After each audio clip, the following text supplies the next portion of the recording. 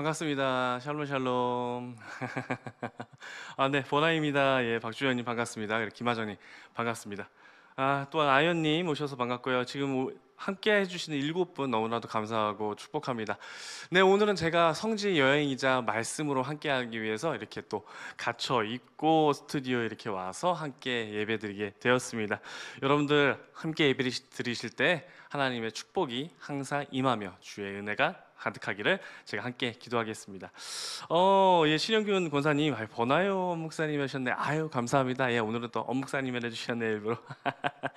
감사합니다. 좀 이따 좀 조도로 낮춰야겠네요. 예, 저희 쪽에서는 멀쩡했는데.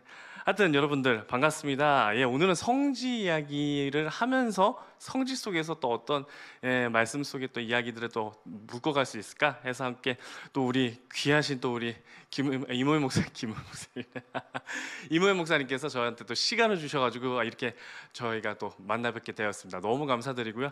저희가 또 예, 감사합니다. 예. 미디어철이니 잘생겼어요 하하하 해주셨는데 아유, 늘 이렇게 칭찬해 주시는 우리 미디어철이니 감사드리고요. 그 다음에 김하정님, 예, 오늘은 성지 여행 계속 이어지나요? 뭐 하나님께서 은혜를 주신다면야 저는 열심히 할 거고요. 예, 이제 계속 써주신다면야 하나님께서 계속 나아가기라 저도 믿습니다. 예, 여러분들은 어떻게 잘 지내셨나요? 오늘 특히나 오늘이 또 특별한 날입니다. 특별한 날이라서 그런지 또 귀하신 이 날짜에 또 저한테 이 시간을 주셔가지고 제가 너무나도 감사드렸어요. 특히나 오늘 같은 날, 무슨 날이죠? 오늘은 바로 광복절입니다. 우리 대한민국 만세 한번 해야 되는 거 아닌가? 만세, 주님 만세, 하나님 만세 해야 되는 거 아닌가? 예, 우리 이하영님 번하, 네, 감사합니다. 예, 근데 저기 성탄절은 아니지만 이 광복절에 맞게끔 뭐 이렇게 뭐 행사를 좀 다녀오시거나 아니면 뭐 광복절 특사 얘기도 좀 들으셨나, 아니면 뉴스를 열심히 들으셨나 잘 모르겠지만. 여름 사역 마치고 오셨어요? 아유, 수고 많으셨습니다. 사실 이제 여름 사역이 이때쯤이면 이제 거의 끝나고 이제 이제 어르신들 쪽이나 아니 뭐 교회마다 좀 다르긴 하지만 어쨌든 간에 할 것 같습니다. 네. 여름 사역도 끝나가고 또기나 이제 오늘로써 거의 휴가도 보니까 성수기를 오늘까지로 보더라고요. 예, 그래서 뒤에는 이제 준선수기 가지고 조금 이제 좀 빠지는 걸로 보는데 어쨌든 간에 이제 드디어 드디어 이제 정말 일상으로 돌아오는 시간이 이제 조금씩 다가오는 것 같습니다. 더위도 한풀 꺾었고요. 말복도 이제 지나갔습니다. 예, 어르신들 같이 이제 말복 얘기도 하는데 말복 끝나면 약간 시끄러드는 거 아시죠? 이렇게 해서 저렇게 해서 또 이제 우리가 이제 사역을 향해서 이제 계속해서 달려갈 것 같습니다. 오늘이 특별한 날이자 오늘이 또 특별한 이 일입니다. 다른 날도 아니고 광복절입니다. 광복절, 8.15 광복절. 콜로만 독립하는 게 아니라 우리나라의 진정한 독립이 왔던 날. 물론 이제 뭐 신타톡치다 반타톡치다 뭐 이렇게 또 난리가 나기도 했지만 어쨌든 간에 일제 시대로부터 벗어나는 계기가 오는 바로 그날이 바로 오늘입니다. 이날에 맞춰서 저도 말씀을 좀 준비해 봤습니다. 하나님께서 저한테 감동을 주셨고 그 안에서 또 어떤 이야기를 해볼까. 특히나 성지에서 대부분의 이야기가 또 귀한 역사인 게 대부분의 일제 시대에 많은 순교자들도 있었고 또한 6.25 때 많은 순교자들이 또 계십니다. 그래서 그 안에서 이루어졌던 그 분투와 승리와 또한 고난과 역경 그리고 하나님께서 받으실 영광의 이야기가 다 들어있거든요. 오늘은 그래서 성지 이야기를 3가지를 준비해서 함께 말씀과 함께 우리는 이 광복절날 이 광복을 맞이함으로써 과연 그리스도인은 어떻게 살아갈 것인가, 그리고 세상이 위기였을 때 지금도 어떻게 보면은 지금도 어떻게 보면은 과도기적 시간이잖아요. 이제 코로나가 끝나고 포스트 지나간 후에 포스트 코로나 시대에 이제 대면 시대가 다 되었고 이제 대통령도 바뀌었고 모든 게 다 바뀐 그 시대에 이제 기독교인으로서 이 변화기에 과연 어떻게 살아내는 것이 과연 하나님께서 영광 받으실 일인가 함께 좀 나눠봤으면 좋겠습니다. 성지 이야기 오늘 마지막 아니에요 말씀하시는데 일단은 마지막인 것 같습니다. 다음에 이름이 바뀌든 어떻게 또 쓰여주시든 하나님께서 또 은혜가 있으시겠죠. 자, 우리 말씀 한번 이제 들어가 보도록 할게요. 오늘은 제가 말씀을 어딜 잡았냐면은 바로 사울과 다윗이 딱 바뀌는 고지점, 바로 어디죠? 사무엘 상과 하 사이에 있는 31장인가요? 다시 한번 볼게요. 맞네요. 31장부터 2장까지의 말씀을 통해서 우리가 이 과도기적 사랑, 이 삶에서 과연 어떻게 하나님 사랑과 나라 사랑을 같이 할 것인가. 이 분명한 주제, 우리 말씀 드려주셔서 감사해요. 이 분명한 주제를 어떻게 나갈 것인가. 하나님 사랑과 나라 사랑이 도대체 무슨 관계가 있을까. 하지만 분명히 다윗도 나라 사랑과 함께 하나님 사랑도 더 많이 했지만 그와 함께 또 나라 사랑도 했다는 거. 그리고 또 사울의 이야기에서 또 어떻게 나라 사랑 이야기해 줄까? 그리고 우리가 이 삶에서, 이 과도기적 삶에서 과연 나라 사랑과 하나님 사랑, 이것을 어떻게 병행해 나갈 것인가, 함께 말씀 나아가도록 하겠습니다. 오늘 또 신영균 권사님께서 오늘은 조금 마음 아프고 친구가 보고 싶었습니다. 6년 전 오늘 어렸을 때 교회에서 자란 단짝 친구가 하늘에 간 날이네요. 아이고야, 그러셨구나. 그런 마음까지도 한껏 겪어가지고 우리가 예배로 한번 나가볼까요? 2장 사무엘하 2장입니다. 이제 결과만 볼 거예요. 일단은 말씀으로는요. 사무엘의 2장 4절부터 7절의 말씀 저희가 함께 보도록 하겠습니다. 위에 여기 띄어 있다시피 사무엘하 2장입니다. 사무엘하 2장 4절부터 7절의 말씀 제가 읽겠습니다. 유다 사람들이 와서 거기서 다윗에게 기름을 부어 유다 족속의 왕으로 삼았더라. 어떤 사람이 다윗에게 말하여 이르되 사울을 장사한 사람은 길앗 야베스 사람이니이다 하매 다윗이 길앗 야베스 사람들에게 전령을 보내 그들에게 이르되 너희가 너희 주 사울에게 이처럼 은혜를 베풀어 그를 장사하였으니 여호와께 복을 받을지어다. 너희가 이 일을 하였으나 이제 여호와께서 은혜와 진리로 너희에게 베푸시기를 원하고 나도 이 선한 일을 너희에게 갚으리니 이제 너희는 손을 강하게 하고 담대히 할지어다. 너희 주 사울이 죽었고 또 유다 족속이 내게 기름을 부어 그들의 왕으로 삼았음이니라 하니라. 아멘. 감사합니다. 오늘의 말씀을 이제 좀 보려면요, 이 과도기적 시간, 이제 왕이 바뀌는, 어떻게 보면 정말 이제 완전히 이 이스라엘 땅에 세상이 바뀌어버리는, 시대적 흐름이 바뀌어버리는, 전도되는, 역전되는 그런 시간을 말하는 것이 바로 요 말씀입니다. 이 말씀을 보다 보면은 이제 바뀌는구나. 근데 뭔가 길레 야베스 사람들과 다윗 간에 무슨 일이 있었는데 어떻게 보면 연적은 아니지, 정적이자 가장 무서웠던 그 사울을 도와줬던 사람들 같은데 도대체 무슨 일이 있었길래 다윗은 그들을 오히려 축복하며, 이제 이런 얘기가 좀 지나갑니다. 말씀의 얘기를 빨리빨리 좀 이제 흐름을 좀 볼게요. 이게 도대체 하나님의 사랑과 나라 사랑이 도대체 무슨 관계가 있을까? 그런 얘기도 좀 해야 되니까요. 왜냐하면 오늘 이야기가 오늘 시간이 벌써 1시간 반이 있지만 그래도 벌써 10분이 지났습니다. 계속 한번 달려볼게요. 저는 캠프 끝나고 코로나 걸렸어요. 아유, 고생 많으십니다. 그 코로나 갈 때까지 마음을 또 힘내시면서 같이 따라오시기 바랍니다. 이제 다윗은요, 이 30장에 보면은 아주 큰 일을 치릅니다. 뭐냐면 바로 이스라엘의 최대의 적이자 최대 하나님께서 짓이겨버리고 아예 이 땅에서 사라지게라고 만드는, 왜냐하면 그 전부터 이미 이스라엘이 출애굽을 했을 때 그들의 뒤를 쫓아와서 가장 약하고 힘들 때에 와가지고 쳤던 아주 치졸하고 나쁜 짓을 한 아말렉 사람들을 치러 드디어 30장에 다윗은 달려갑니다. 다윗은 어떻게 보면은 그 홈그라운드로 좀 벗어나서 다 블레셋 사람들과 좀 이야기를 잠깐 대치가 하다가 돌아오던 와중에 다윗이 홈그라운드였던 자기 동네에 없던 것을 아말렉 사람들이 알았던 거예요. 이 30장에 보면은 그때 아말렉 사람들이 와서 어디까지 손을 대느냐, 완전히 초토화를 만들어 놓고, 이게 진짜 문제가 뭐냐면은 다윗의 아내 둘을 데려가고요. 그것뿐만 아니라 아이와 모든 사람들을 다 데리고 포로로 잡아가 버립니다. 다윗과 그의 형제들 그리고 또 많은 자기를 따르는 사람들이 그 땅에 왔을 때, 본인들의 시글락이 왔을 때 어떤 일이 발생하느냐, 아무것도 없고 자기의 가족들이 없는 걸 보자마자 그저 주저하며 울었습니다. 다윗이 오죽하면은 그가 서 있을 힘조차 없어가지고 울 기력도 없도록 소리 높여 우니라. 다윗만 우는 것이 아니라 그 모든 사람이 울고, 또한 이 원망이 어디로 쏟아지느냐, 다윗을 따라가서 그 땅을 비웠던 그 잘못을 누구에게 돌리느냐? 바로 책임자인 다윗에게 돌립니다. 그들에게 이제 돌맞을 상황이 와버린 거예요. 아니요, 돌을 치려고 진짜 했었습니다.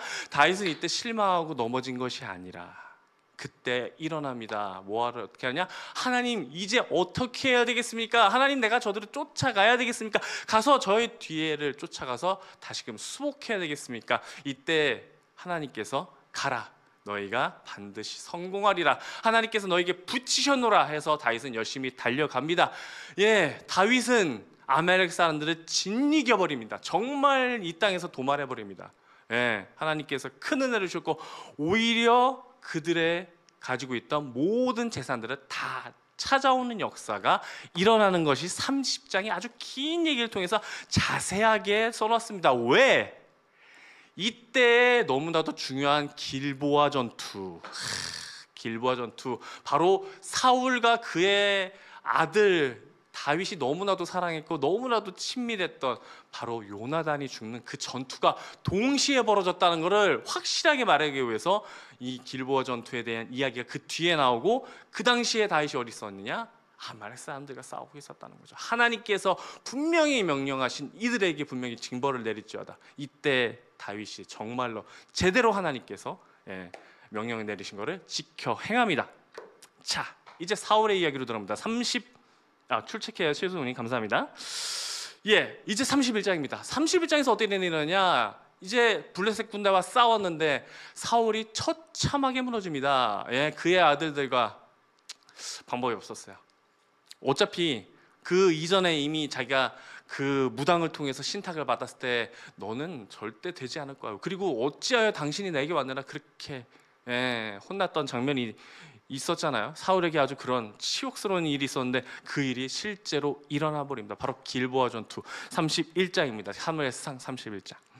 31장에서 이제 패전하여서 3절에 보면 활쏘는자가 따라잡으니 사울이 이미 활쏘는자에게 중상을 했습니다. 도망가는 것조차도 쉽지가 않습니다. 이때 사울이 자기 칼 든 자에게 나를 죽여라 했는데 죽이지 않습니다. 그래서 사울이 그 칼을 거꾸로 꽂아놓고 그 위에 엎드러져 자살을 하게 됩니다. 안타까운 일이죠. 네, 안타까운 일입니다. 그래서 그래서 그 뒤에 이제 또 어디 있느냐, 자기의 수하들도 똑같이 그런 엎드러짐과 함께 그날 6절에 보면은 사울과 그의 세 아들과 무기든 자와 그의 모든 사람이 다 그날에 함께 죽었더라. 참 안타까운 일이죠. 모두가 다 함께 죽어버립니다. 블레셋 사람들은 나중에 찾아가 보니까 사울과 그의 아들들이 죽었습니다. 목을 참수하고 바디는 몸에다 걸어놓고 목을 이렇게 딱 갖다 놓고, 이 몸은 또 어디다 걸어놨느냐, 참으로 안타깝게도 저기 성벽에다 걸어놓습니다. 참으로 안타까운 일이죠. 이런 일이 벌어졌을 때 이제 중요한 얘기가 나옵니다. 바로 오늘의 이야기. 왜 지금 이런 부수 설명을 아주 길게 했느냐, 이 나라 사랑과 하나님의 사랑, 하나님 사랑이 이어지는 이야기, 바로 아말렉 이야기와 길보아가 아니죠. 길앗 야베스의 사람들의 이야기가 너무나도 대조적으로 이 말씀 속에서 이루어진다는 거죠. 사울이 그렇게 참수당했다는 걸 알고 그 성벽에 걸렸다는 걸 알고 이 길앗 야베스 사람들은 어디로 가느냐, 그 은혜를 입었던 사울을 찾으러 블레셋 땅으로 직접 들어갑니다. 밤이었습니다. 자기네가 수적으로 약했고 힘이 약했고 그리고 그의 본진으로 들어가는 거기 때문에 너무나도 위험했습니다. 하지만 그들이 입었던 은혜 때문에, 물론 그의 뒤에 분명히 다윗이 왕으로 다시금 오를라 설 것을 알고 있었음에도 불구하고 그대로 외면치 아니하고 길라 야베스 사람들은 그들은 사울에게 은혜를 입었기에 외면할 수 없었습니다. 그래서 어떻게 가느냐, 밤에 아주 조용하게 들어가서 여기 어디 있냐, 여기 있습니다. 예, 여기 있습니다. 11절부터 13절의 말씀입니다. 길라 야베스 주민들이 블레셋 사람들이 사울에게 행한 일을 듣고 모두 장사들이 일어나 밤새도록 달려가 사울의 시체와 그의 아들들의 시체를 벳산 성벽에서 내려가지고 야베스로 돌아가서 거기서 불사르고 그의 뼈를 가져다가 야베스 에셀람을 아래에서 장사하고 7일 동안 금식하였더라. 다음에 다윗이 있을 것을 알고 있었음에도, 그 땅에 이미 살고 있었으니까 다윗이 있다는 걸 이미 알고 있었음에도 그러지 않냐고 오히려 사울을 구하러 갑니다. 이 장면은요 참으로 의아한 일입니다. 엄청나게 위험할 수 있고 오히려 가서 죽는 것뿐만 아니라 나중에 사울의 시체를 장례 치러줬다는 걸 아는 순간 굉장히 이게 다음의 세대에 일어나는 거에 굉장히 불안할 수 있는데, 길라의 야베스 사람들은 그런 거에 대해서 굳이 하나님께서 이 말씀에는 써놓지 않았습니다. 예, 그런 것보다도 더 중요한 것은 이 사울을 가져와서 장사하는 것이다. 자, 이렇게 넘어갑니다. 이제 세대가 바뀌어갑니다. 사무엘 하 1장으로 들어가는 그 말씀 속에서 우리가 또 신기한 일을 한번 발견해 보도록 하겠습니다. 1장에 보면요 정말 재밌는 일이 일어납니다. 이게 정말 재밌다고 볼 수밖에 없는 게, 분명히 다윗은요 아말렉 사람들을 다 진멸했습니다. 다 도륙했습니다. 이 땅에 더 이상 하나님께서 그렇게 원수시했던 아말렉 사람들은 이제 없겠구나 했었습니다. 근데 희한하게 어느 순간 툭, 정말 갑툭튀란 말이 정말 어울릴 정도로 갑툭튀 툭 튀어나옵니다. 이런 일이 있을 수가 있나, 도대체 이게 무슨 일인가. 한번 일정을 한번 나가보도록 하겠습니다. 사울이 죽은 후에 다윗이 아멜 사람을 쳐 죽이고 돌아와서 다윗의 시글락에 이틀 동안 머물렀는데, 사흘째 되는 날 어떤 사람이 갑자기 찾아옵니다. 그러더니 뭘 가지고 돌아왔냐? 저기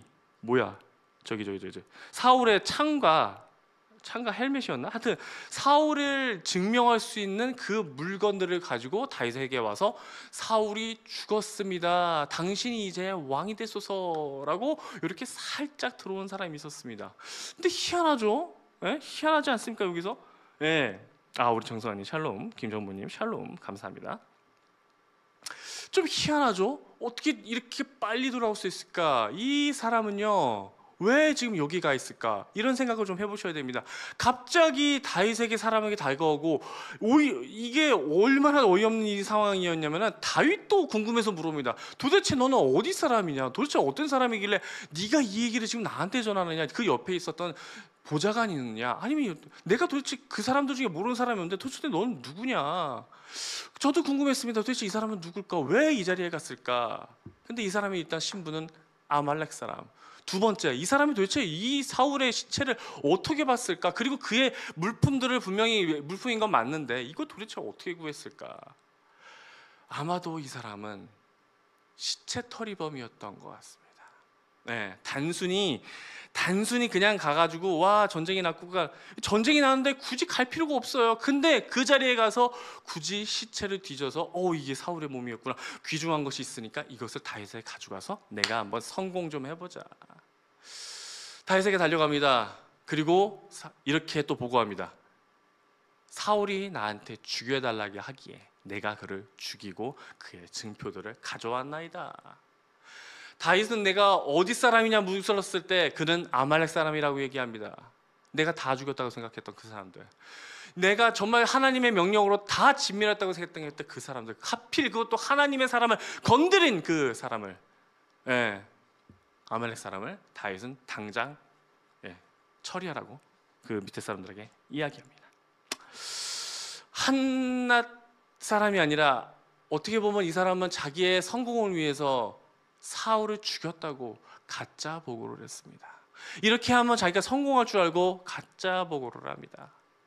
이 사람에게는 나라가 있었을까요? 이 사람에게는 나라에 대한 충성도가 있었을까요? 일단 아말렉 사람이고, 그리고 이 사람에 대해서 나라 사랑이 있었을까요? 나라 사랑이 있었다면 일단 사울을 죽였다고 보고하지 않았겠죠. 그리고 그렇게 다윗에게 쪼르르 달려가 자기의 성공을 위해서, 오로지 자기만을 위해서, 다윗이 어떻게 되든 뭐거든, 사울이 어떻게 되든 그런 슬픔조차 느끼지 못하고 오로지 달려가서 자기의 목적만을 이루는 사람들. 반면에 정말 이걸 두 번 보여줍니다. 그 뒤에 어떤 일이 일어나느냐? 바로 오늘 우리가 읽은 그 말씀.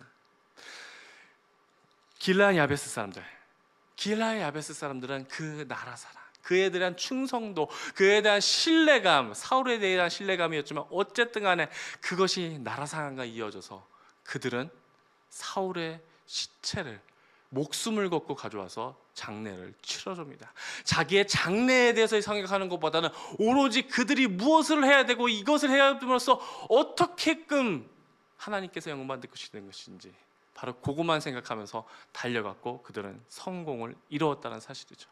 너무나도 대조적인 이 두 그룹, 하나는 그룹이 한 사람이지만 어쨌든 이 두 가지를 보여주면서 분명히 성경은 우리에게 선택하라 말씀하십니다. 이거를 도대체 왜 이렇게 설명을 쭉 해놨을까요? 우리의 신앙도 이렇다는 거예요. 신앙은 우리가 믿는 거에 대해서, 우리가 말씀을 믿는 거에 대해서 과연 이 믿음이 어디로부터 기인했느냐 이거죠. 내 믿음이 나에 대한 성공을 위해서, 하나님의 믿음이요 나에 대한 위로를 위해서 오로지 믿음을 가지고 가는 것이냐, 아니면 정말 하나님께서 나에게 은혜를 베풀어 주심에 의해서 내가 그에 대한 목숨을 바쳐 섬기는 믿음으로 가고 있느냐는 좀 다른 문제입니다. 더불어 여기에서 또 하나님을 믿음의 의미 또한 나라 사랑과도 그렇게 다르지 않다는 점이죠. 그렇게 다르지 않다는 점이에요. 이 아말렉 사람에게는 과연 나라라는 게 있었을까요? 자기의 동족들이 다 죽어버렸는데 그들에 대한 슬픔조차 없고 오로지 가가지고 다윗에게 달려가 내가 죽을까 봐 겁나서 그냥 달려가는 이게 그들의 모습. 이 모습 속에서 과연 그에게 나라가 있었을까요? 나에게 이득만 된다면 그 어떤 나라라도 갈 수 있고 내가 다윗 밑에 들어가서 나를 원수시하는 다윗 밑으로 들어가서라도 살아보겠다는 그 의지만큼은 어떻게 보면 칭찬해 줄 수도 있지만은 전혀 우리에게 귀감이 되지 않습니다. 하지만 길르앗 야베스 사람들은 본인의 나라에 대해서 분명한 의지를 가지고 그에 대한 마지막까지 충성을 다하는 모습을 보여주고 있습니다. 하나님의 사랑과 나라 사랑, 물론 하나님 사람이 더 우위에 있지만 그렇게 다르지 않습니다. 완전히 결이 다른 문제가 아니라고요. 나라 사랑하는 만큼이나, 아니 하나님 사랑하는 것만큼이나 나라 사랑하는 것도 더욱 중요하다는 거죠. 더욱이 아니라 더 이만큼 중요하다는 거죠. 대등한 관계는 아니나 나라 사랑하는 것도 중요하다는 점이죠. 오늘 그런 말씀 속에서 저는 한 사람이 생각이 났었습니다. 바로 오늘 광복절에, 이 광복절에 정말로 어울리시는 분 바로 한서 남국억 선생님이십니다. 그는 나이가 이미 많은 상태에서 아펜젤러 선교사님을 통해서 옥중에서 이야기를 듣고 그를 통해서 복음을 전달받고 개종을 합니다. 마음을 회심하게 됩니다. 그때부터 이분은 엄청난 또 되게 공부를 많이 하셨고, 물론 학벌이 좋은 건 아니지만 굉장히 공부를 많이 하셨고, 우리가 알고 있는 그 무궁화가 우리의 국화가 되게끔 그 무궁화 운동을 만드신 분이 바로 한서 남국억 선생님. 이 선생님께서는 굉장히 나이가 많이 들어서 독립운동을 하셨고, 이 독립운동을 한 이유가 이 세상에 하나님도 있고 그리고 내가 지금 존재해야 될 이 나라가 있는데 하나님의 나라가 이 땅에서 이루어지려면 일제시대 갖고는 안 된다는 거죠. 내 나라가 있고 그 내 나라를 하나님의 나라로 만드는 것이 나의 사명이다. 이 강대국들로 이렇게 철저하게 우리가 둘러싸인 이 나라 중심에서 우리가 과연 하나님의 나라로 나아가는 이 방법은 어디에 없을까? 첫 번째, 우리는 독립을 해야 된다. 왜? 내가 온전치 못하고서는 나의 신앙, 나의 믿음, 나의 모든 것을 지킬 수가 없기 때문에 이 나라를 일단 수복해야 된다. 내가 다시금 찾아야 한다. 다시금 광복을 해야 된다. 이에 한서 남국억 선생님께서는 신문사를 만드시고 또 학교를 만드십니다. 교육과 언론을 통해서 열심히 그의 사역을 담당해 내십니다. 그의 투옥은 6번이 있었고 그 6번 속에 돌아가시진 않았지만 나오시자마자 얼마 뒤에 돌아가시는 그런 역사도 일어나죠. 그는 그렇게 순교하셨습니다. 물론 순교라는 게 딱 죽음을 당해야지만 그 여파에서 돌아가셨기 때문에 저는 순교로 보고 있습니다. 그 이야기, 아주 자세하게 나온 이야기, 한서 남국억 선생님의 지금 기념관이 있는 바로 홍천에 있는 한서 남국억 기념관의 그 관장님을 만나보러 오늘 그 영상을 함께 18분인가 19분인가 하여튼 20분 내외의 영상을 함께 보시면서 우리가 과연 나라 사랑, 하나님 사랑과 나라 사랑을 어떻게 병행해야 되는가, 바로 그 이야기를 함께 영상을 통해서 한번 우리의 심령을 좀 두드려 보겠습니다. 함께 영상 보시겠습니다. 남궁옥 선생님은 대화기의 민중의 대표라고 얘기할 수 있는 게 1907년에 대한협회 회장이 되거든. 근데 그 중심을 잡아가는 게 누구냐면 어쨌든 대세가 민중이거든. 그랬을 때 우리가 자주와 독립국가가 돼야 된다는 얘기를 하는 게 민중운동이거든. 그 운동의 중심에 선 사람이 대한협회 회장이란 말이야. 그게 남궁옥 선생님이거든. 그러니까 남궁옥 선생님은 우리가 역사 공부를 잘못했기 때문에 몰랐을 뿐이지 개화기에서 일제강점기로 가는 과정 속에 민중의 지도자의 대표성인 분이었다는 거지. 근데 그 대한협회가 한 일이 뭐가 있냐면 우리 교회에서 벌였던 적극 참여했던 국채부상운동, 두 번째는 교육, 자강운동. 그래서 남궁옥 선생님이 대한협회의 회장이 되면서 협회부를 창간하는 창간사에 사상이란 자는 사실의 어머니다. 사상이 있어야 사실이 온다. 그러나 능력이 없는 사상은 아무 쓸모가 없으니 사상에다 능력을 더하라 그러거든. 그건 뭐냐면 꿈은 이루어진다. 꿈이 있어야 꿈이 이루어진다. 꿈을 가져라. 그러나 능력이 없는 꿈은 아무 쓸모가 없으니 꿈에다가 능력을 더해라. 그런 얘기란 말이야. 남궁옥 선생님은 하여간 시민운동가, 언론인, 그리고 교육자로서 우리가 반드시 독립을 해야 된다. 그리고 독립 후의 일을 지금부터 준비하자 하신 이야기를 하셨던 분이고, 독립하기 위해서는 할 수 있다는 자긍심을 가져야 된다. 그러기 위해서는 심볼, 뭔가 상징적인 게 필요한데 그게 무궁화다. 무궁화 봐라. 봄에 다른 꽃들이 하나도 그냥 서로 자기 자랑하면서 필 때 잎사귀도 안 나오지 않냐. 그렇지만 7, 8월이 되면 다른 꽃들이 이제 다 이제 희지부지하고 들어갈 때 이 무궁화가 활짝 피면서 뜨거운 태양하고 당당히 맞서는 이런 꽃 아니냐. 그러면서 100일 동안 피고 지기를 계속하는 꽃이 무궁화다. 이게 끝이 없이 피는 꽃이다. 그게 우리 민족을 닮았다.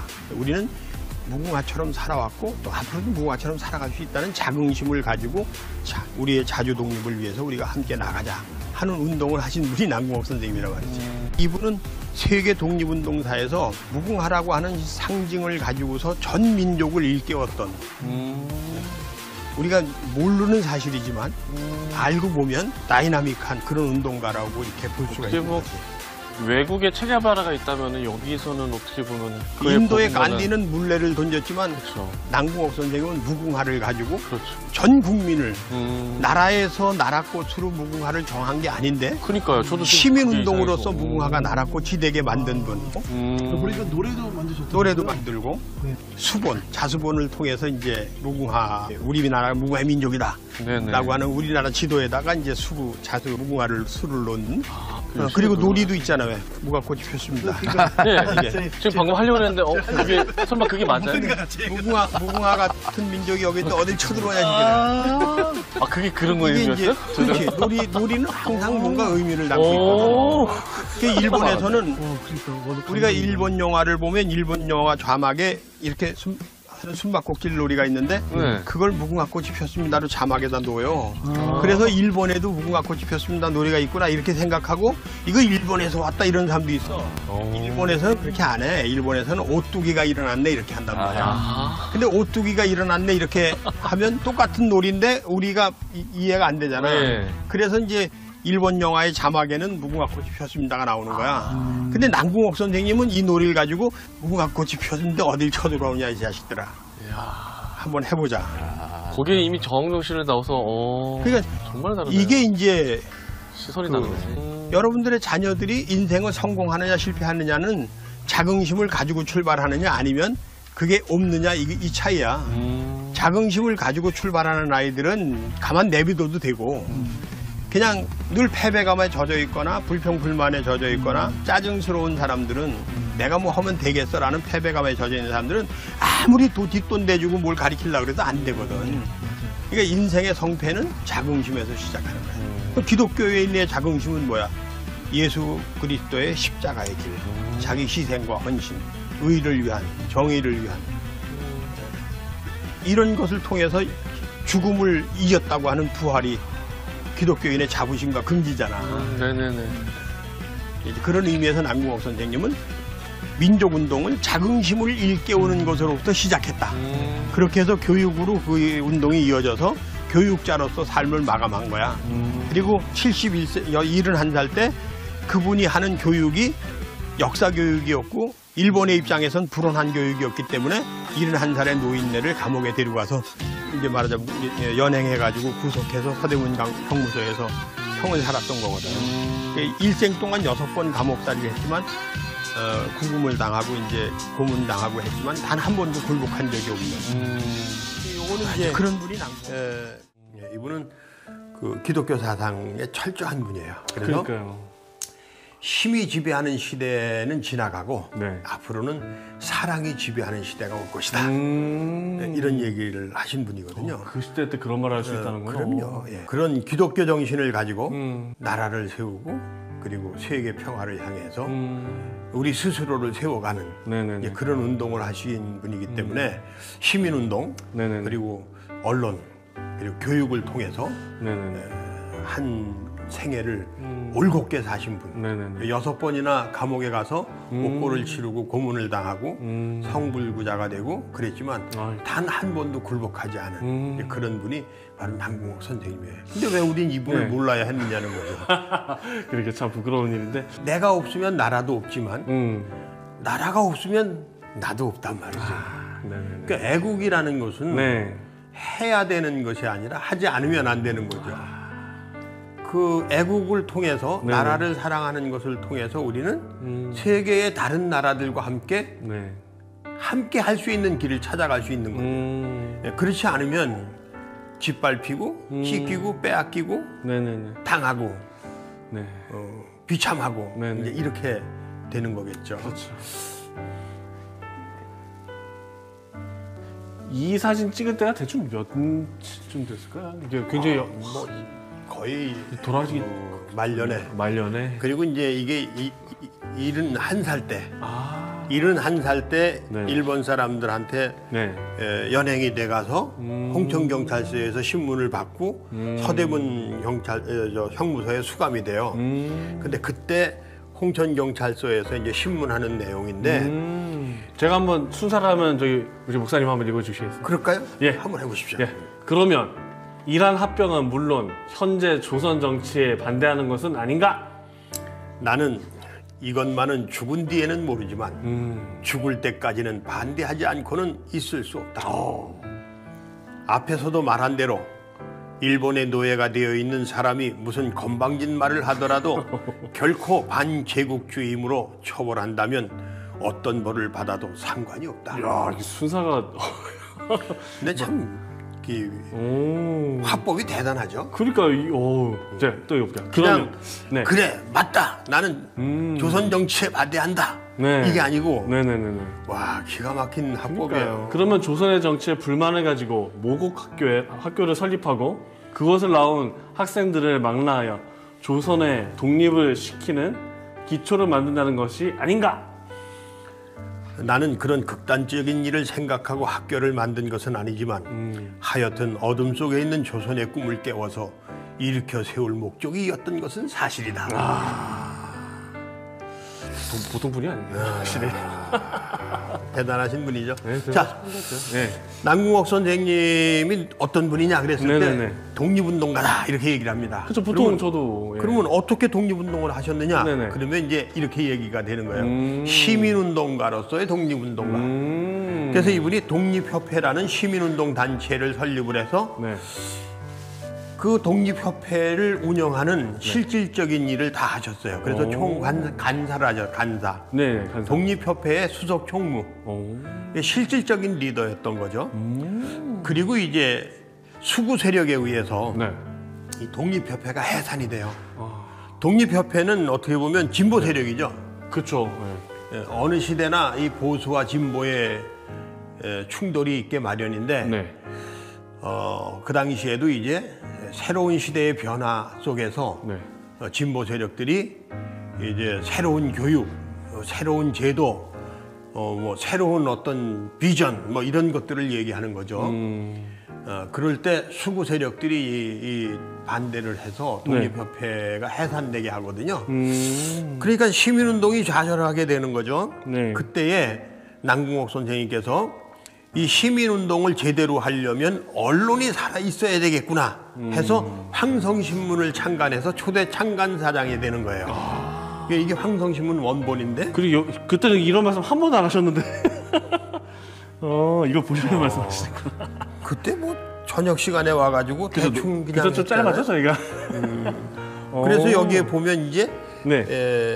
여기 그 사장 남궁옥 어디 있어요? 저 한문을 못 읽어서. 황성신문사 사장 남궁옥 맨 마지막에 어디가 있죠? 그런 거예요? 여기 저 끝에? 여기 끝에. 아 여기. 아 요걸 말하는 거구나.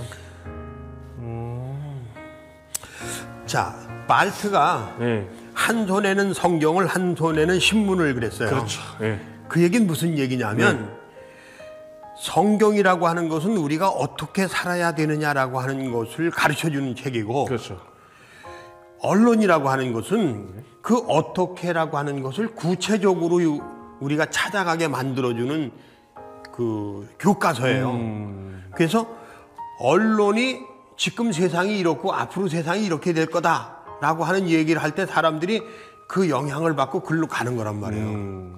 그때에 그러면 우린 하나님의 나라를 여기서 어떻게 만들어 갈 거냐 하는 것을 이 성경을 가지고 이제 찾아가는 거거든요. 네네. 그래서 언론이 중요한 거예요. 근데 언론은 미래를 결정할 뿐만 아니라 오늘을 든든히 세워가는 거거든요. 그러면 오늘 힘 있는 사람이 언론을 자기 걸로 만들지 않겠어요? 그래서 권력을 가진 사람들이 언론을 자기 손아귀에 놓으려고 그러는 것이고 그 손아귀에 들어가는 언론이 가짜 언론이 되는 거예요. 근데 우리가 살아가는 삶 속에서는 힘이 지배하는 시대이기 때문에 네네네. 항상 언론은 힘의 꼭두각시 역할을 하는 거죠. 그러니까 오늘날도 90% 이상이 가짜 언론이다. 가짜 뉴스를 생산한다. 이렇게 보면 되는 거예요. 알겠습니다. 그래서 남궁옥 선생님은 이건, 그때에 진짜 뉴스를 만든 거죠. 그런데 이제 남궁옥 선생님이 언론가로서 이제 활동을 하시면서 미국과 일본이 조선을 침략하는 그 카트라비 테프트 밀약, 테프트 밀약 그렇죠. 그다음에 그 러일 조약 이런 전문을 보도를 하면서 이제 그 일본 사람들의 눈에 이제 가시가 돼서 그렇죠. 옥고를 치르시고 이제 고문을 당하고 그러시면서 그때 이후로 더 심해지신 거예요, 그러면? 그렇죠. 그 조약 이후로? 네, 그래서 이제 황성신문사 밀약이라고 사장을 그러죠. 하면서 4번씩이나 구금을 당해요. 네, 그래가지고 그 조약이 이제 그거였죠? 가츠랑 테프트죠? 카츠라테프. 그래서 남궁옥 선생님이 네네네. 황성신문사 사장을 이제 사표를 내게 되거든요.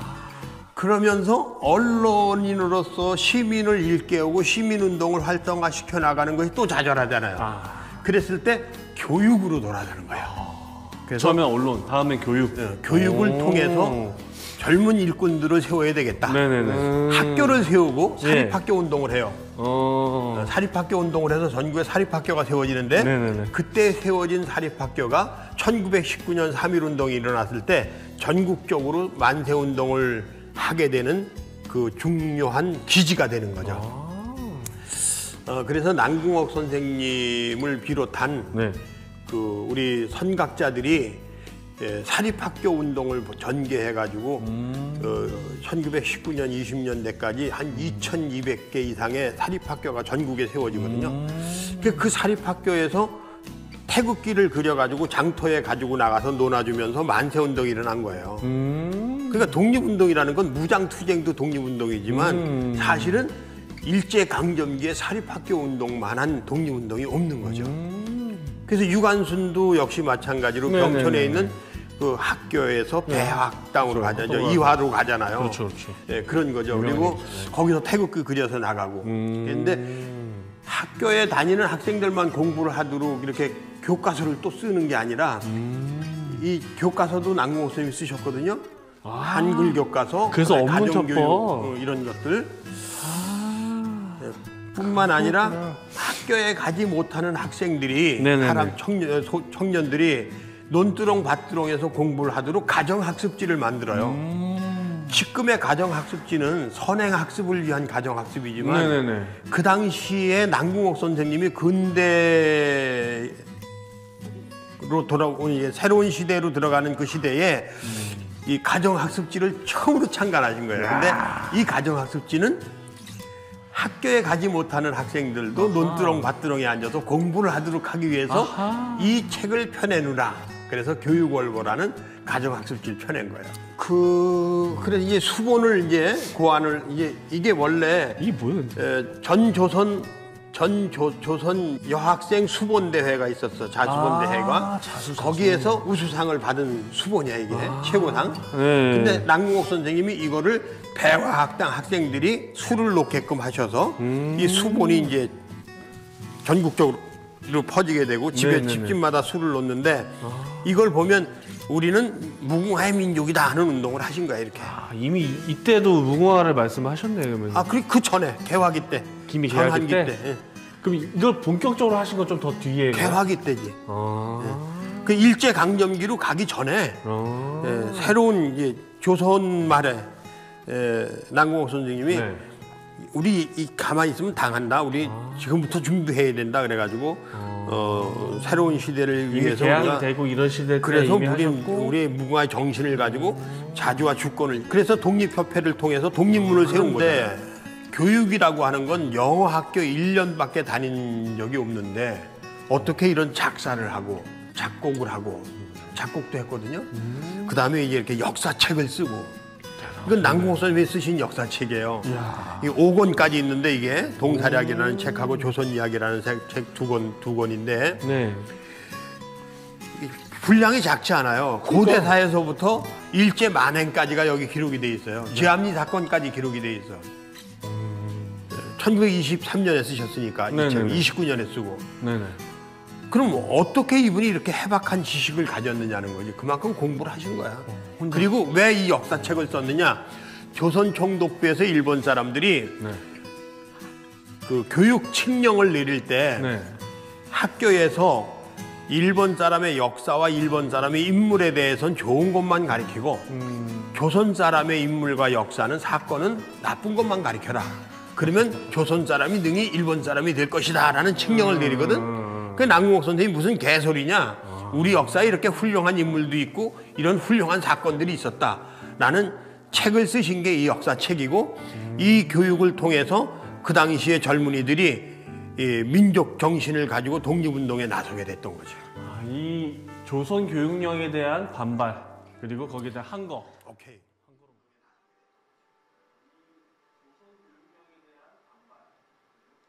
네, 감사합니다. 이 영상을 보시면서 무슨 생각이 드십니까?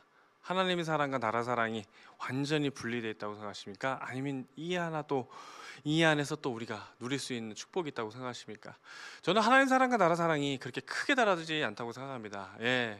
이 땅에 태어나서 이 땅에서 하나님을 나라를 만들겠다는 이 그리스도인들의 수많은 그리스도인들의 이 의지와 능력 그리고 하나님께서 주시는 이 것들 우리 김종목 전사님께서 너무 귀한 자료입니다 임인데 정말 귀한 자료들입니다. 저도 이렇게 귀한 자료를 이렇게 받을지도 몰랐고 이렇게 누릴지도 몰랐는데 다시 한번 말씀드려 돌아가 보면은 오늘의 말씀 속에서도 어떤 사람은 자기의 욕구만으로 제일 심했던 게 아마 일제시대 때가 아닐까 싶습니다. 물론 그 뒤에 6.25 때도 심했지만은 이 나라에서 정말 신앙에 대해서 아니면은 이 갈등 속에서 정말 이 신앙을 어떻게 지켜갈 것인가 또한 마음을 어떻게 잡아갈 것인가 또한 이 땅에서 하나님의 나라를 어떻게 만들어갈 것이냐에 대한 시험이 있었던 가장 혼란스럽고 가장 힘들었던 시기가 바로 이 일제시대에 넘어가는 이 시기였던 것 같습니다. 시대가 혼란하고 시대가 점점 넘어가고 뭔가 시류를 타야 되는 상황이 와버리면요, 시류라는 거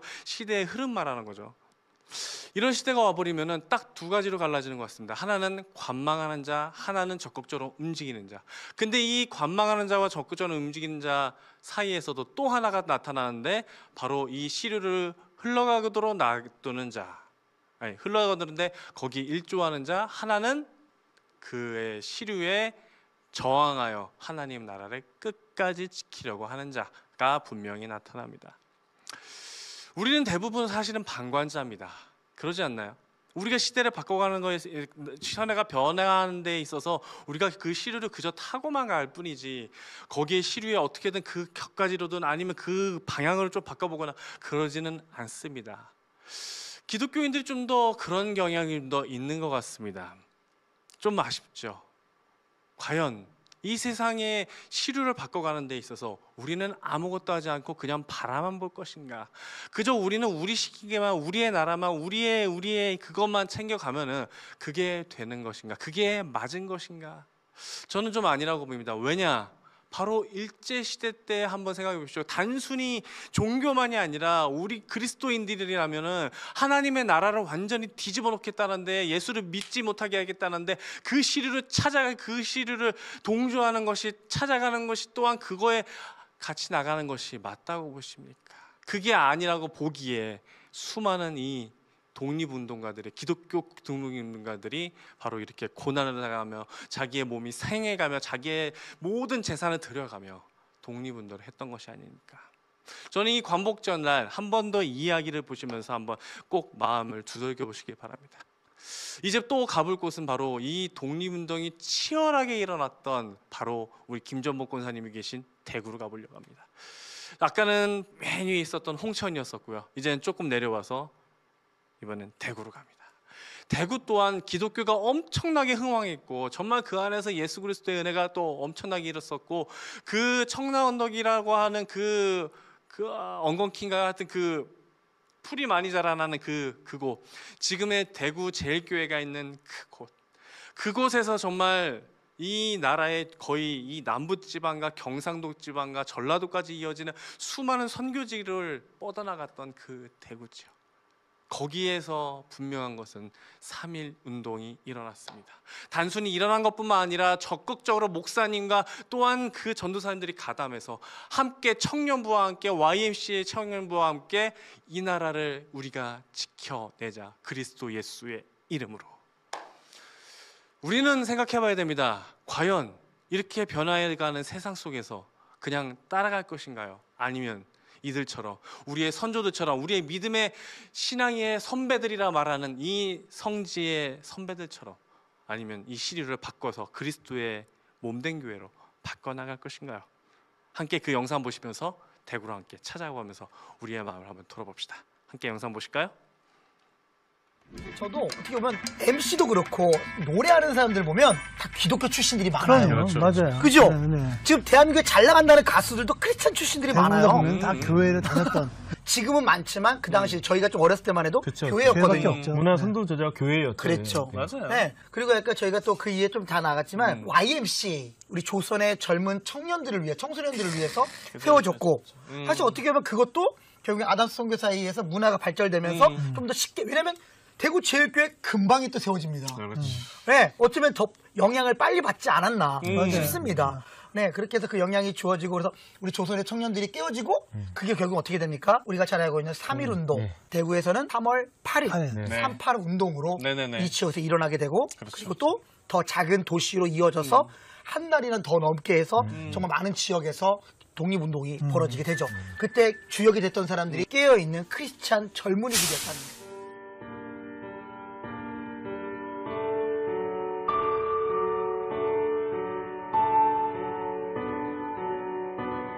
여기가 지금 벽화 보면 아시겠지만 여기에서 이제 대구의 독립운동, 대구의 3.1 운동이 일어나게 돼요.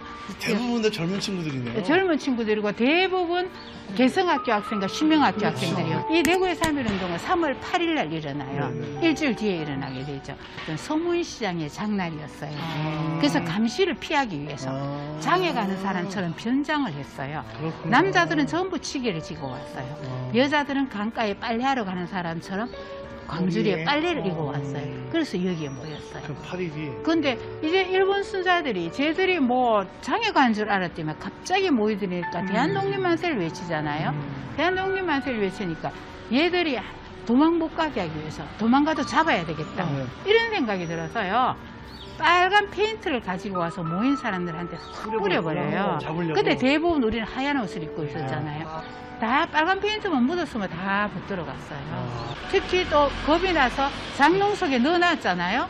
그러면 장롱 땅까지 뒤집어서 빨간 페인트가 묻었다 하면 다 붙들어 왔어요.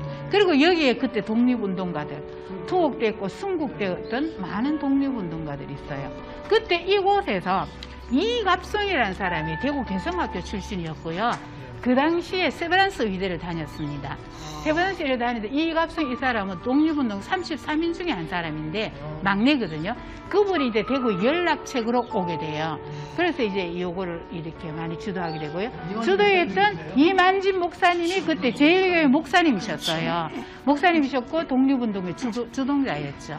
그리고 그때 독립운동 김이 독립선언문을 낭독했던 분이 바로 김태련 전도사님이셨어요. 제일교회 전도사님이셨어요. 김태련 전도사님이 독립선언문을 낭독하니까 일본 사람들이 이 김태련을 끌어내려서 말과 발부고로 막 밟게 합니다. 그래서 다 못 읽었어요.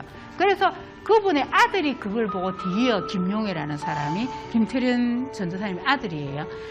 일타가 결국은 붙들려서 나중에 순국하게 되죠.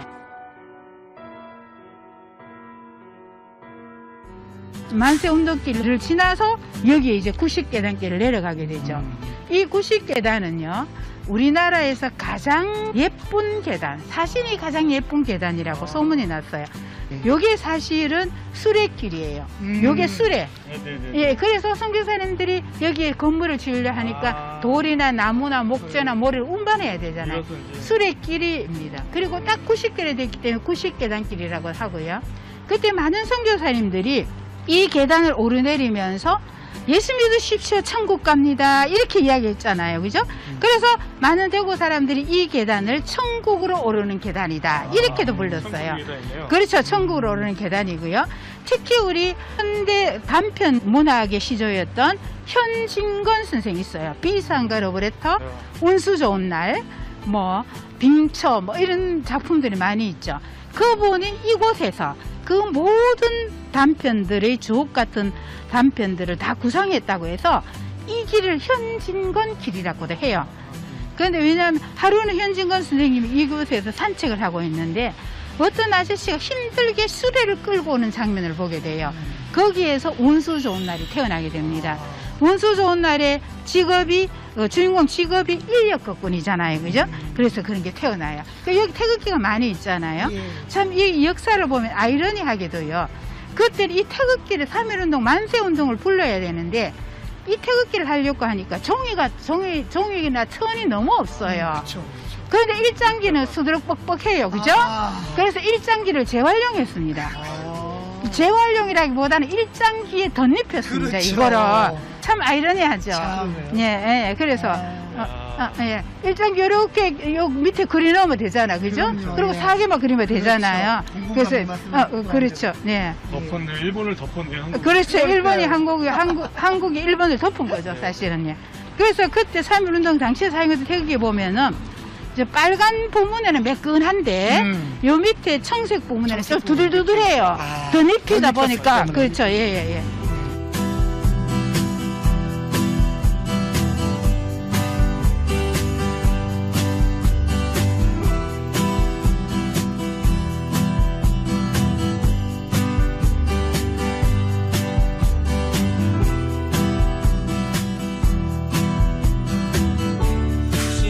목사님의 선배들한테 혹시 이렇게 영향을 받으신 게 있으신지? 제가 찬양 사역하면서 저에게 개인적으로 제가 멘토로 여기시는 목사님이 한 분 계시는 게 이제 신인 때 노문환 목사님이신데요.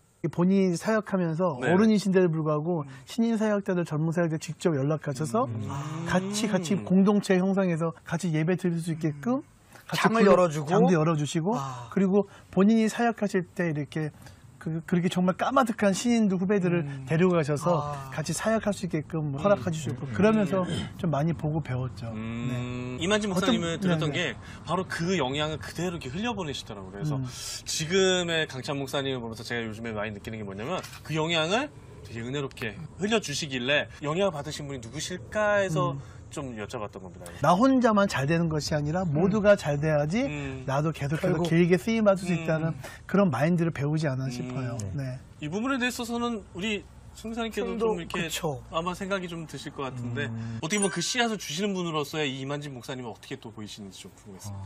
물론 그 열매를 기대하면서 복음을 뿌리지만 네. 사실은 나 때다라는 생각을 가지고 뿌리는 것보다는 뿌리는 건 사실 희박하거든요, 사실. 그쵸, 예, 네. 이게 그쵸, 그쵸. 복음이 심어져서 이게 나무로 자라나고 생명을 다시 하고 음. 누군가의 생명을 줄 때는 많은 시간과 또 선교사의 피가 필요한데 저희도 마찬가지죠. 우리가 늘 봐왔던 선교사의 그 사역들을 보고 그리고 우리가 복음의 씨앗이 뿌려지고 나서 어떻게 열매가 맺혀지는지 우리가 눈으로 보고 배웠잖아요. 아, 이것들을 내가 그 땅에서 내 때는 보지 못하지만 충성되게 그 일을 한다면 네. 예, 이만지 목사님처럼 말레이시아 원주민들 가운데서도 제2의 목사님 그쵸. 이렇게 나오면 음. 선교에서 얼마나 기쁠까요? 아, 이런 마음으로 그럼요. 예, 지금 이미 하고 충분히 있습니다. 또 우리 사병관 선교사님이 원주민들 직접 복음이 안 들어가는 동네에 찾아다니시면서 복음도 전하시고 그래서 또 이렇게 이끄신 분들 계시잖아요. 네. 네. 얼마나 귀해요. 얼마나 뿌듯합니까. 이게 또 오늘 함께 보면서. 네. 네네. 좀 이렇게 얘기를 해보면서 참 이렇게 선교사님의 눈으로 한번 더 보게 되는 계기가 된 것 같아요, 저는요. 그동안 이제 우리가 받은 내용에 대해서 너무 감사하다고 말했는데 이번에 여기 대구편에 오면서 제가 좀 뜻깊게 느낀 게 뭐냐면 주는 사람의 입장에서는 어떻게 볼까라는 좀 이거를 좀 많이 생각해 보게 되는 예 대구편이었어요 사실. 그래서 너무나도 감사했고 오늘 해올리 캠핑의 이야기를 조금 정리를 미리 해보자면은 저는 뭐 제임스 아담스가 했던 독립적인 일 바로 대구 선교지회를 독립시키고 그리고 이만진 목사님의 그 이야기들을 그 독립운동에서 시키고 독립지회가 생기기 위해서는 세 가지가 필요하답니다. 의료, 교육, 그다음에 선교. 이 세 가지가 다 필요한데 그걸 위해서 새 선교사를 다 파송되었고 이 안에 들어왔다는 그 부분에서 전 독립이라는 생각이 좀 들었어요. 독립이면 대구편이다. 독립의 의미로서도 되게 중요한 의미일 거라는 생각을 합니다.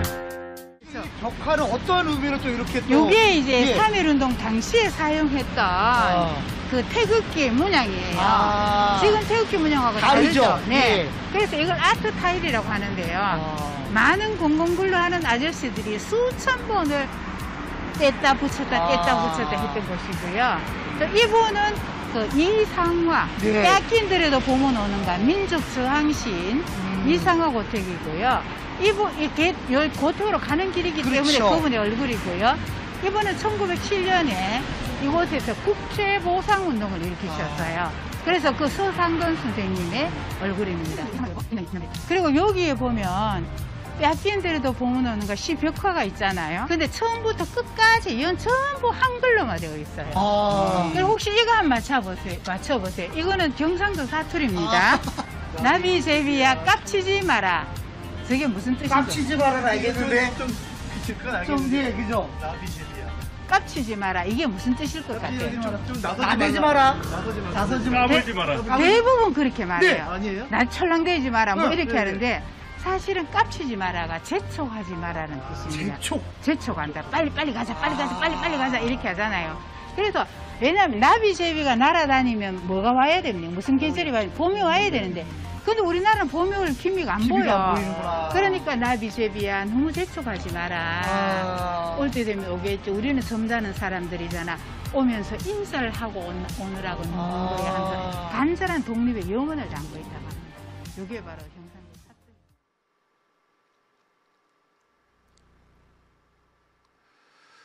네, 감사합니다. 독립운동은 단순히 어떤 사람들에 의해서만 이루어지지 않았습니다. 예수 그리스도를 믿는 자들 안에서 그렇게 불길이 일어났고요. 그 안에서 주도적으로 움직였던 것은 바로 수많은 사람들도 있었지만 그 중에서 주도적으로 일으키던 사람들은 바로 그리스도인들이었습니다. 그리스도인들이 왜 그렇게까지 자기의 목숨을 걸어가면서 했을까? 바로 하나님의 나라가 이 땅에서 이루어지는 것이 곧 우리가 이 세상에서 독립운동하는 이유였던 거죠. 이거 당연한 얘기가 이 시대를 살아가는 우리 젊은이들에게, 우리 어른들에게 분명히 와 닿아야 될 부분입니다. 제가 첫 영상으로 벌써 4년이나 지난 홀리 투어 때의 영상을 보여드렸습니다. 거기에 나오는 그분, 바로 저기 한서나구어 선생님은요, 이미 노인이 되신 모든 사진이나 모든 이런 것을 보면요, 대부분 다 머리가 희끗하시고 수염이 하얗신, 검은색이란 건 거의 없으신, 예, 그런 분이 독립운동을 하셨다는 거죠. 그런 아까도 말씀드렸지만 무엇을 뭔가 대단히 배워서가 아니라 본인이 노력해서 이렇게 살면 안 되겠구나, 이런 강대국 사이에서 우리가 이 나라를 지켜내서 이 신앙을 지켜내지 않으면 안 되겠구나 하는 마음에서 그렇게 열심히 자기의 일을 해내셨습니다. 그리고 또한 우리가 지금 벌써 홀리 투어가 아니라 홀리 캠핑, 이건 벌써 시즌 2, 요건 또 3년 전의 이야기. 요 이야기를 보시면서 이제 벌써 중간으로 내려왔잖아요. 앞에 전방에서만 그런 게 아니라 이 대구 지역에서도 열심히 일으키셨던 그런 시민운동가, 정말 귀족 집안의 사람, 또한 목사님, 청년, 중요한 건 여기서 청년들이 대구는 결집했다는 사실이죠. 단순히 어떤 한 사람에서 일어나는 게 아니라 교회 전체가 독립을 위해서 열심히 달려갔다는 거, 세상의 시류를 따라가는 것이 아니라 세상이 말하는 그것으로 따라가는 것이 아니라 세상이 만약 틀렸다면 우리가 나서서 그 세상을 바꿔야 한다는 확실한 주체의식을 가지고 세상으로 뛰어 들어갔다는 거죠. 무엇을 위해? 하나님의 나라가 이 땅에 이루어짐을 우리가 만들기 위하여. 우리가 그 부분을 잊지 말아야 한다는 것이죠. 예. 길보아 사람들이, 예, 길라 사람이죠. 길라 사람들이 왜 그렇게까지 목숨을 바쳤느냐? 내가 섬기던 그 나라에 그 사람이 죽었는데 우리가 그거에 대한 충성을 보이는 게 맞지 않느냐? 하지만 아말렉 사람들은 그거와 반대로 오로지 자기의 욕심과 이것, 그저 관망자가 되는 것뿐만 아니라 거기에 가담을 해서 오히려 하나님의 나라를 망치는 그런 자가 되는 거야. 다윗은 분명히 확실한 대답을 했습니다. 나라를 버리고 나라에 대해서 충성하지 않고 하나님의 나라에 대해서 또 전혀 관심이 없는 아말렉 사람은 죽여버렸고요. 그렇지만 나라에 대해서 사랑했으며 그에 대한 은혜를 알며 하나님의 은혜를 다시금 베푼, 그 장례를 치르면서 다시금 베푼 길랏 야베스 사람들에게는 그들에게 칭찬하며 끝에 이런 말을 합니다. 하나님의 축복이 너희에게 임할 거다. 여러분, 성경에선 분명히 구분하고 있습니다. 이 세상의 시류를 따라가지 말고 하나님께서 주신 그 나라로 따라가라. 하지만 이 세상이 그게 틀렸다면 그에 가담하여 세상을 바꾸어라. 단순히 참고 억누르고 그냥 보고만 있는 것이 아니라 정말 아니라고 생각한다면 하나님의 영광을 위해서 달려가라고 말씀하고 계십니다. 그것이 바로 우리 일제시대 때 있었던 우리의 선조들의 신앙정신이었습니다. 그들의 신앙정신이 지금에 와서 우리가 어떻게 해야 되는가, 이것도 중요한 거죠. 예, 이게 또 중요한 거죠. 이 시대를 그냥 관망하며 보면서 우리는 그저 IT에, 그냥 유튜브에, 틱톡에 이런 치료를 따라갈 것인가요? 아니면 그 사이에서도 발버둥 치며 다시금 이 세상에서 하나님의 나라가 어떻게 이루어질 수 있는지 발버둥 치며 열심히 달려가고 계신가요? 저는 이 대구 편을 보면서, 대구 편에 보면은 여기 조금밖에 안 나오지만은 더 지켜보면요, 정말 이들이 얼마나 많은 고통을 당했으며 얼마나 목사님들이 많이 읽고, 아까도 보시다시피 독립운동 사람들 다 찾아내려고 페인트를 뿌려가지고 그렇게 했다잖아요. 색출해내려고. 그럼에도 불길이 꺼지지 않았습니다. 대구에서만큼 엄청난 불길이 일어났죠, 여러분. 물론 이 불길이 거기서 멈춘 것이 아니라 또 그 밑에 지방, 또 그 밑에 지방으로 옮겨갑니다. 자, 이제 함께 보실 내용은, 이 댓글 감사해요. 목사님 왜 이렇게 잘생기시셨나요? 모델 해봤습니다. 뭐 이런 말씀하셨는데 감사합니다. 네. 우리 김효정 권사님 감사하고, 강찬 목사님도 저희 방송에 매번 출발해 주셔서 너무 감사드리죠. 꼭 대구에 가실 일이 있으면 대구제일교회 근처에 한번 가보십시오. 그냥 지나가기만 해도 역사가 탐방입니다, 정말. 그리고 기독교 역사가 거기 아주 곳곳에 너무나도 많이 박혀 있습니다. 자, 이제 우리가 마지막으로 노년의 독립운동, 그리스도인의 독립운동이죠. 노년의 그리스도인의 독립운동, 청년의 그리스도인들의 독립운동. 이제 아이들이 어떻게 자신의 신앙을 지키기 위해서 세상과 싸워내며 그들의 불합리와 그들이 닥쳐오는 그 수많은 고통을 어떻게 극복하고 그것이 이제 우리에게 어떻게 전해졌는가 하는 말씀을 보기 위해서 어디로 가느냐? 강경 지역을 갈 것입니다. 강경 지역 바로 논산이죠. 논산 강경. 강경에 가면 젓갈이 유명하긴 하지만 저는 더 유명한 것은 바로 어린아이들의 신앙이 그 신사참배 앞에서 어떻게 빛났었는지, 그리고 그들을 누가 가르쳤는지, 그 가르친 분들이 과연 이 세상에서 어떻게 또 신앙을 드러냈고 이 세상에 하나님 사랑과 나라 사랑을 했는지, 그 이야기 함께 보도록 하겠습니다. 지금 달려가 주실까요? 강경으로 가겠습니다.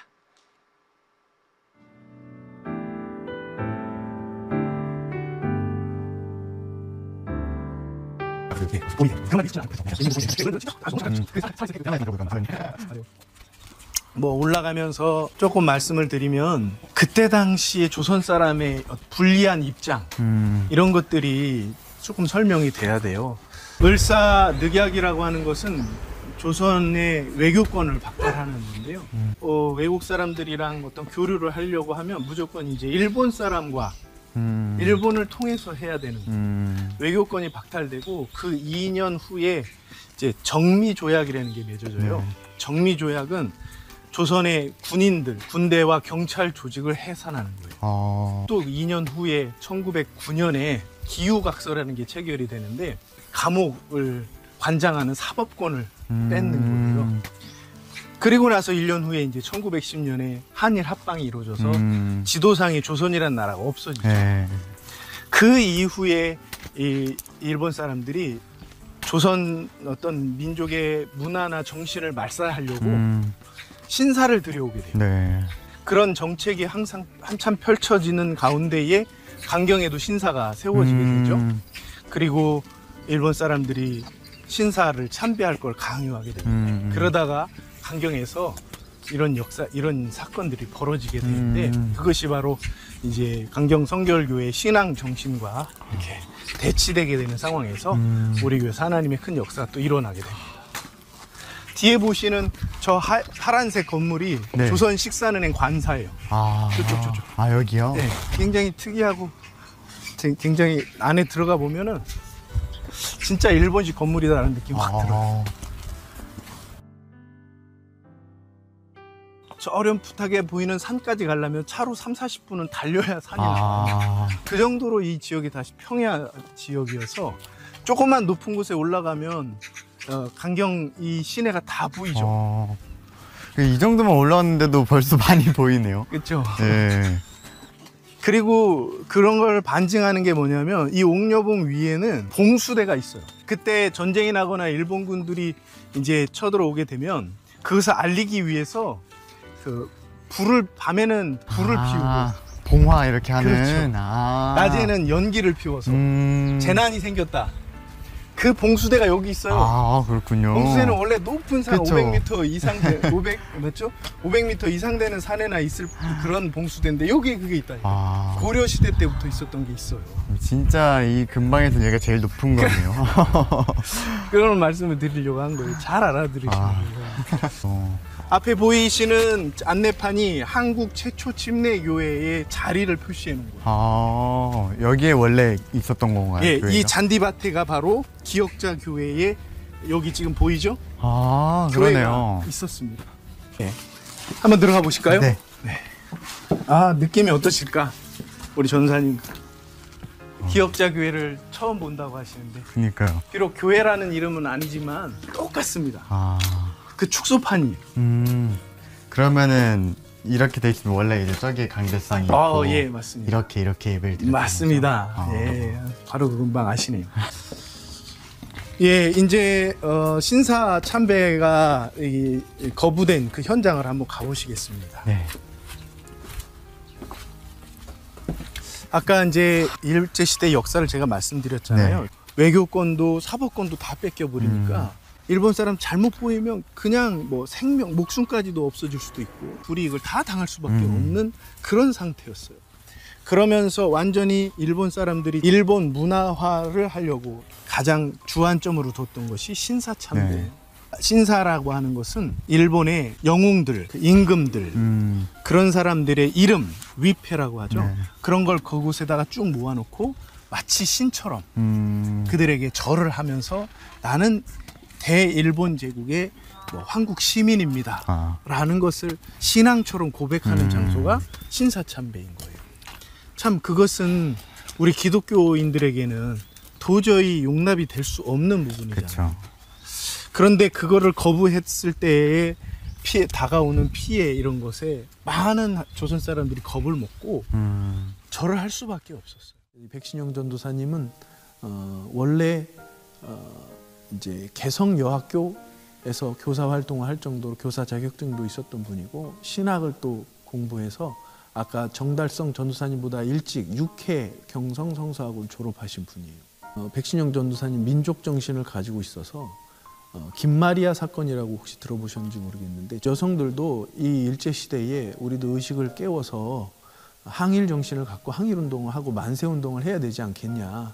그 가운데에 결사대장으로 가장 앞장섰던 사람이 백신영 전도사님. 그래서 옥고를 치르게 됩니다. 풀려나서 이제 풀려나면서 일본 사람 절대로 어떤 항일운동이나 뭐 만세운동을 하면 안 된다고 하고 또 사람을 자꾸 붙이고 감시를 하니까 더 이상 서울 쪽에서 역할을 못하고 여기로 내려오게 됩니다. 그래서 이인범 전도사님과 백신영 전도사님 투탑으로 해서 이곳에서 아이들을 가르치고 복음을 증거를 했던 것입니다. 백신영 전도사님이 1922년부터 29년까지 한 7년 동안을 강경교회에서 이제 사역을 하시는데 그 기간 동안에 주일학교가 굉장히 많이 늘어나요. 많은 부흥을 합니다. 그 22년도에 와서 2년 만에 24년도에 신사참배 거부, 단체 거부에 이 사건이 벌어지게 되는 거죠. 여기 앞에 있는 강경보통학교에서 한국 사람에게 일본 역사를 가르쳐야 된다고 하는 일본 교장이 와서 한국 사람인데도 조선 사람인데도 불구하고 일본 역사를 가르치기 위해서 김형씨라고 하는 국사 선생님을 내보내고 일본 선생님을 데려다 놓은 거예요. 그거에 대해서 이 강경보통학교에 다니는 우리 교회에 윤판석이라고 하는 어린이가 있었어요. 그 어린이가 5학년 때 일어난 일인데 그 어린이가 이거는 있을 수 없는 일이다. 조선 사람 조선 역사를 배워야지 왜 일본 역사를 배우느냐 해서 그걸 반대하는 시위를 벌인 거예요. 강경 소년 상해단이라고 해서 어떤 시를 배우고 어떤 항일 정신을 갖고 문학 활동을 하고 하는 그런 부분에 대해서 모여 있는 상해단이 있었어요. 그 상해단 성인으로 된 상해단도 있고 소년으로 된 상해단도 있었는데 그 소년 상해단 속에 속해 있었었죠. 그래서 이훈판석이라는 어린이가 일본 역사를 가르치는 것에서 거부를 하니까 교장실로 불렀어요. 야마무레라고 하는 교장이 불러서 너는 왜 조그만 놈이 시키는 대로 하지 왜 선생님들이 하는 일을 이렇게 반대하고 나섰냐고 하는 언쟁이 붙게 됩니다. 근데 이 윤판석 어린이가 끝까지 우리는 조선 역사를 배워야 된다고 조선 사람이 조선 역사를 가르쳐달라고 해서 언쟁을 붙다가 결국은 이제 앞에 있는 찻잔을 교장에게 집어던지게 되고 그래서 교장이 상처도 입게 될 정도로 강하게 거부를 했던 일본 역사교육 거부 사건이 상해 소년단에 의해서 생겨나게 됩니다. 그리고 그해 10월 달에 조선 보통 학교에서 신사를 세워놓은 게 있어서 신사를 참배하러 갑니다 라고 이렇게 공지를 내립니다. 그래서 내일이면 이제 신사 참배하러 올라가게 되죠. 그 공지를 듣고 아예 한 20명 학생들은 신사 참배하기 싫어서 오질 않았어요. 그리고 이제 40여 명의 학생들이 따라서 신사 참배하러 한옥예배당까지 옥녀봉까지 올라가게 되죠. 올라가서 거기서 차렷 경례할 때 인사를 안 한 애들이 한 30-40명이 나와버린 거예요. 절을 하지 않은 아이들. 일본 학생들 어린이하고 조선 어린이들이 같이 다녔어요. 강경보통학교. 근데 뭐 신사에 절을 하는 사람과 안 하는 사람 위에서 이렇게 내려다보게 되면 다 보입니다. 그리고 조선 아이들한테는 더 허리를 깊이 숙이라고 폴더 인사를 시켰어요. 그렇기 때문에 더 모를 수가 없는 거죠. 그래 이제 교장 선생님도 그렇고 일본 경찰도 그렇고 깜짝 놀라게 된 거예요. 이 사건이. 어떻게 쟤네들이 신사에 절을 하지 않느냐. 야 이게 무슨 일이냐. 아이들을 데려다가 취조를 해봅니다. 아이들이 뭐라고 대답을 하냐면 신사는 미신이고 미신에게 절하는 것은 우상 숭배이기 때문에 하나님이 우상 숭배를 싫어하기 때문에 우리는 절할 수 없다. 이렇게 얘기를 한 거예요. 야, 그러면은 쟤네들이 어떻게 저런 정신을 갖고 있느냐 보니까 취조를 해 들어가다 보니까 한반 아이들이 뭉태기로 이제 있는 거예요. 62명의 아이들이 나왔어요. 그리고 그 반이 누구냐면 바로 김복희라고 하는 선생님 반이었던 거죠. 그 김복희 선생님을 취조를 했어요. 그랬더니 김복희 선생님은 하는 말이 나는 아이들에게 절을 하라 마라 말한 적은 없다. 자기들이 자기의 신앙을 가지고 절을 안 하는 것을 말릴 수는 없는 일이다. 이렇게 대답을 합니다. 너는 누구냐? 나는 강경보통학교의 반사 선생님이기 전에 강경성결교회의 선생님입니다.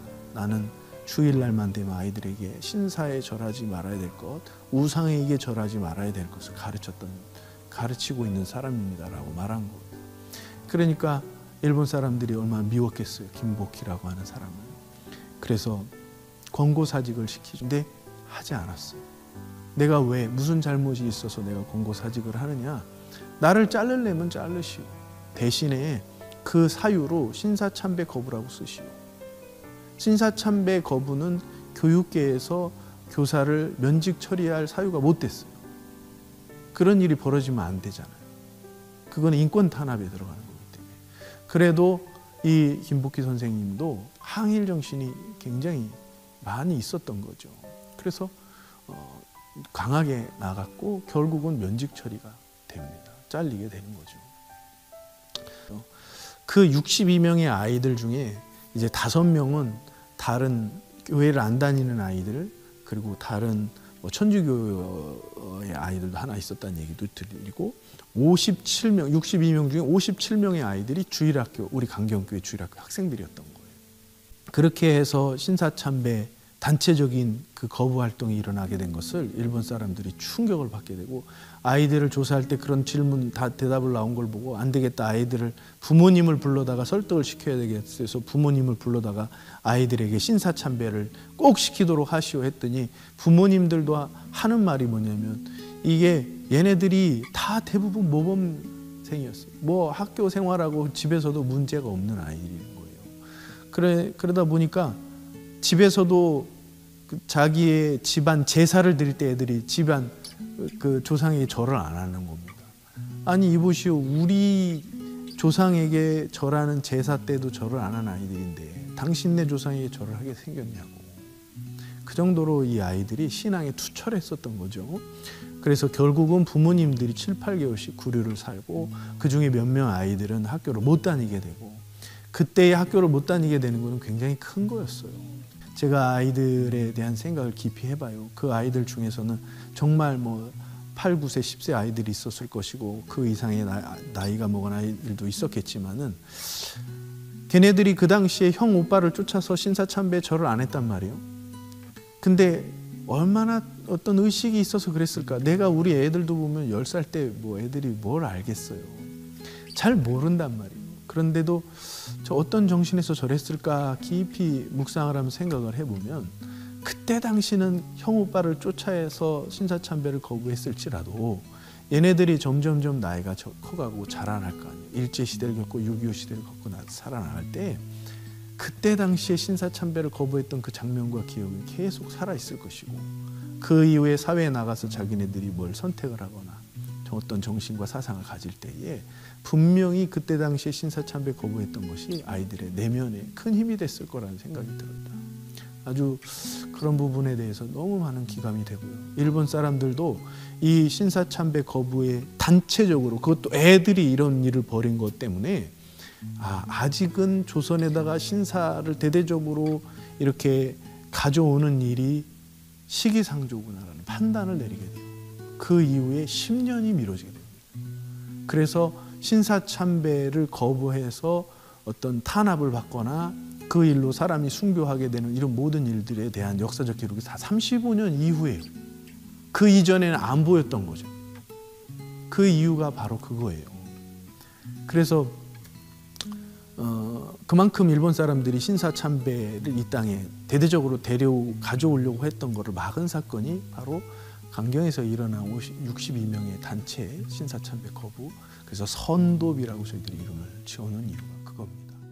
사실 이제 신사참배를 거부한 그런 믿음의 그런 선배들에 대한 이야기들이나 그런 것들을 들으면서도 참 대단하시다라는 생각을 했었는데, 지금 또 이야기를 들으면서 진짜 내가 그 시대에 살았더라면 나는 어떻게 했을까라는 생각도 하게 됐을 때 정말 어려운 일이겠다라는 생각이 드는 것 같아요. 뭔가 옛날에는 뭔가 그렇게 신사참배를 거부하지 않았다는 그런 사람들의 이야기를 들으면 오히려 신앙 있는 사람이 어떻게 그러지? 약간 이렇게 생각을 했었는데, 지금 다시 한번 그 입장에 들어가서 생각을 해봤을 때 정말 쉽지 않은 일이었겠다라는 그런 마음들이 드는 것 같습니다. 그렇죠. 큰 탄압을 받죠. 사회 활동도 못하고 경제 활동도 못하고. 자, 잠깐 뒤를 돌아보겠습니다. 네. 이렇게 뒤를 돌아보면 우리가 서 있는 이 자리가 신사가 있었던 자리고, 그리고 신사 참배를 하려고 사람들이 도열했던 부분이 저기 운동장이에요. 그러다 보니까 한눈에 신사에 절을 하거나 안 하는 사람을 너무 쉽게 볼 수 있는 거예요. 저 현장에서 그때 62명이 신사참배를 거부하게 돼요. 그 중에 57명이 강경성결교회 주일학교 학생들입니다. 그래서 여기에 올라올 때마다 참 어떻게 그렇게 강한 신앙의 정신을 가져줄 수 있었는지가 매번 느껴지게 돼요.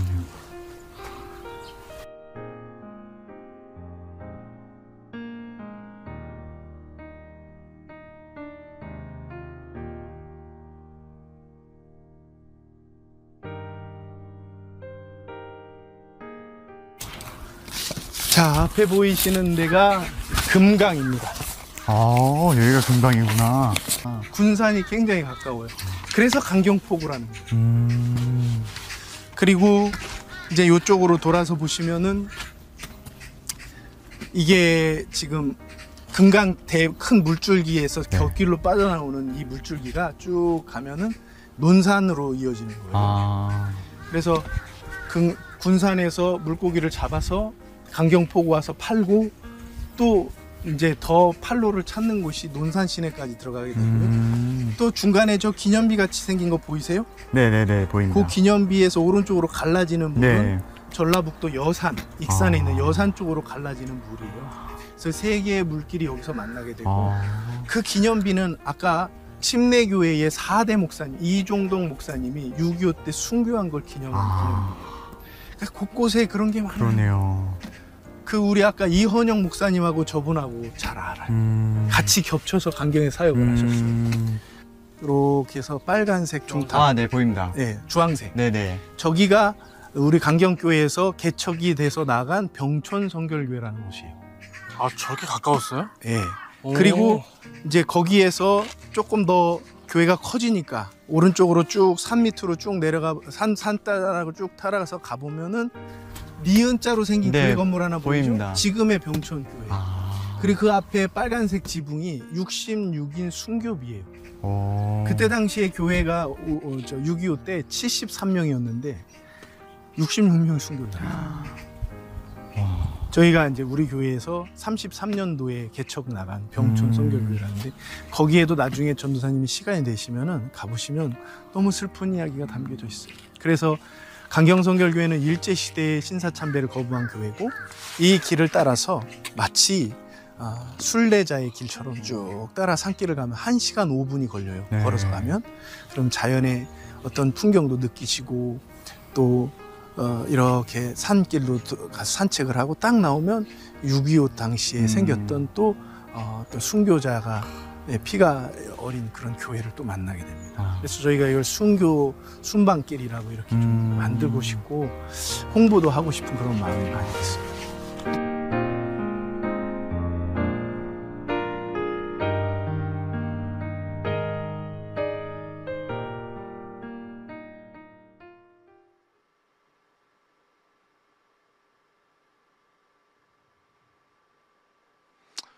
네, 감사합니다.